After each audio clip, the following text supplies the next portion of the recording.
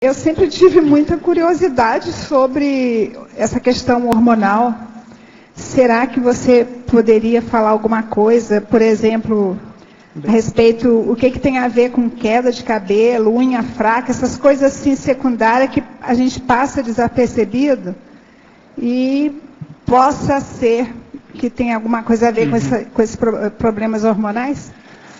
Sem dúvida. O corpo, a gente chamou atenção em algum local aqui, que é na megapensenologia, maquinário bioquímico. Sim. E essas reações bioquímicas, elas são orquestradas, quer dizer, coordenadas, comandadas pelos hormônios. Existem vários hormônios e eles interatuam, né, entre si. Então, para citar um exemplo, a tireoide é uma das principais glândulas, se não a principal, que cuida desse processo de metabolismo. Então, o metabolismo é exatamente o funcionamento do corpo. A gente poderia dividir basicamente em catabolismo, que é o processo de depressão, e anabolismo, que é o processo de, vamos dizer assim, hipertrofia e fortificação do corpo. Então, essa coordenação, é como se fosse um relógio, isso tem que estar dentro de um processo mais ou menos harmônico. Se há a queda de um determinado hormônio, a função exercida por esse hormônio, quer dizer, o processo final, aonde ele vai atuar, seja o órgão, a célula responsável por esse hormônio, vai começar a ter problema, porque ele não está mais circulando no sangue, esse hormônio. Então, vamos supor, o hormônio da tireoide, se ele começa a diminuir na circulação. Normalmente, no caso das mulheres, é porque a glândula passa a não funcionar, a maior parte das vezes por um processo autoimune, o próprio corpo produz anticorpos contra a glândula e ela começa a falhar. E aí o que acontece? Há uma tendência da pessoa ficar mais lenta, sonolenta, mais assim, obesa, ela vai engordando.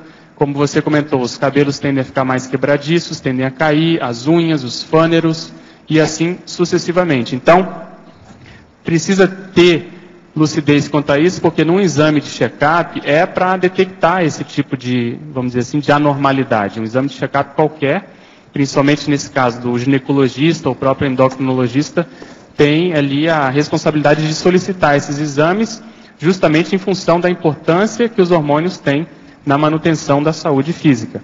Então, se você for estudar, é muito, vamos dizer assim, muito sério, eu não sei se eu coloquei nesse verbete a supremacia, alguma coisa assim, do processo hormonal, em função disso. E por outro lado também... É nesse mesmo que você colocou. Isso. Por outro lado também a lucidez que tem que se ter com a tomada de hormônios, né, com a administração de hormônios em função justamente dessa interação com outros hormônios que possa acontecer. Mas aí, por exemplo, nesse caso que eu falei com você, de unha, cabelo, essa coisa que passa assim desapercebido dentro de uma consulta. Um hemograma, por exemplo, acusaria alguma disfunção? Alguma disfunção hormonal, não. Em geral, não. Poderia até ser secundária, vamos supor, uma anemia secundária, um processo hormonal relacionado ao rim, mas isso é uma coisa mais, vamos dizer assim, específica, mais de exceção. Mas nessa bateria de exames, a gente não pode contar só com um hemograma, sabe? Tem que ter várias outras dosagens, incluindo essas dosagens hormonais. Então, por isso que o importante é realmente procurar um médico assim, de confiança, mais experiente, que possa ter essa visão, vamos dizer assim, essa cosmovisão, né, do funcionamento do soma. Ok, obrigada.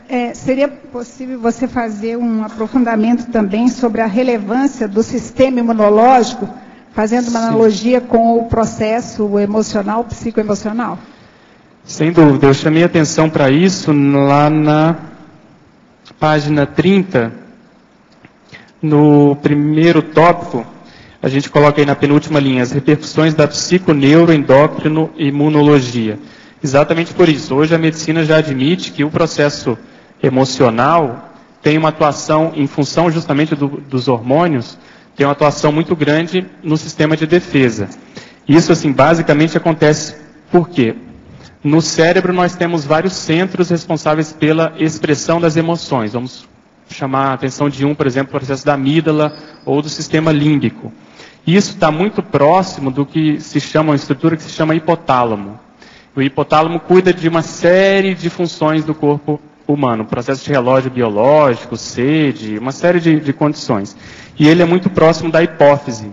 Então, existem hormônios, se chama de neurohormônios, do hipotálamo para a hipófise, e a partir daí ela desencadeia uma série de secreções também de hormônios que vão atuar em outras glândulas. Então, por exemplo, a hipófise secreta um determinado hormônio que vai lá na adrenal e fala para ela secretar, por exemplo, cortisol, adrenalina e assim sucessivamente. Então, quanto mais estressada for a pessoa, mais cortisol ela vai ter. Isso tem uma atuação, num primeiro momento, se for uma coisa breve, de aumentar a imunidade da pessoa. Mas se for uma coisa crônica, tende a diminuir a imunidade. Então, por isso que as pessoas mais estressadas cronicamente, normalmente são mais suscetíveis a determinadas infecções, ficam mais gripadas e assim por diante, pode até evoluir para um processo mais sério de depressão e assim sucessivamente. Então essa relação entre o sistema imunitário e o processo dos hormônios já é bem documentada.